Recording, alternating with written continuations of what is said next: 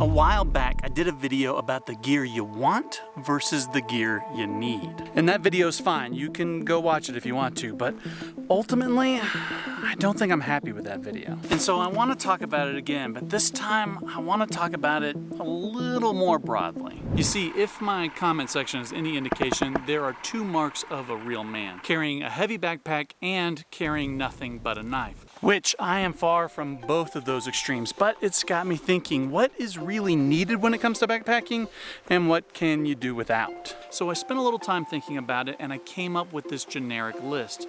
Bare minimum, you need some form of shelter like a tent, a tarp, a cave, something to get you out of the elements. You need insulation, whether it's clothes, a sleeping bag, quilt, or most likely all the above. Something that will keep you warm during the coldest temperatures that you will face. You need food and clean water, and you need a way to carry all that stuff. Everything else, and I mean everything else, is either for your own comfort or in case of an emergency. Which, if we're being honest, is all the stuff you're probably going to want. But then you have to be careful because you don't want to go too far and bring too much. So how do you tell the difference between what you want, what you need, and all the stuff that you don't? Well, for the past 3 weeks, I've been on a road trip with my family, and we've had to fit a month's worth of camping for 5 people in the back of my 4Runner. And to do this, we had to make some choices about what was important and what could be sacrificed. Even now, after 24 straight days on the road, I'm thinking about all the things that I probably could have just left at home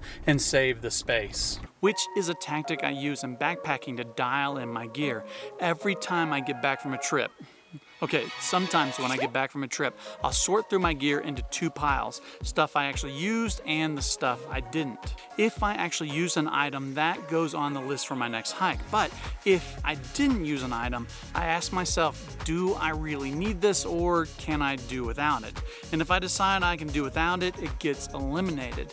Do that over several backpacking trips and eventually you will dial in your gear. It's the difference between asking, what do I need, and do I need this? It's a different kind of mindset, one that switches from a heavy, overloaded pack to the stuff that will keep you safe and comfortable and actually get used. Now, obviously, I've talked about all the stuff that I take in numerous different videos, some of which I will link down in the description below. But there is a sort of a checklist that I go through in my mind every time I'm packing for a trip. It's the big 4, the tent, quilt, sleeping pad, and backpack, the kitchen, which includes a stove, pot, fuel, water filter, and water bottles, clothing, including a puffy jacket, a fleece, rain gear, as well as what I just regularly hike in, and miscellaneous items like first aid, chair, repair kits, etc. This includes not just the stuff that I need, but stuff I want in order to be comfortable while I'm out on trail. And most of the time, no matter what tent, sleep system, or pack that I'm using, my base weight, not including food and water, is around 15 pounds. Add in food and water for a week, and you're looking at about 20 to 25 pounds all in. And I can already hear the comments, yeah right, $5,000 later. And I admit, I do have some expensive kits, but here's the thing. You can get a base weight in the 15-pound range without spending big money. The biggest misconception in ultralight or lightweight backpacking is that it is expensive. It doesn't have to be expensive. There are really affordable brands out there like Six Moon Designs, Gossamer Gear, and more. But you aren't gonna find brands like that in places like REI, but you will find them at Garage Grown Gear.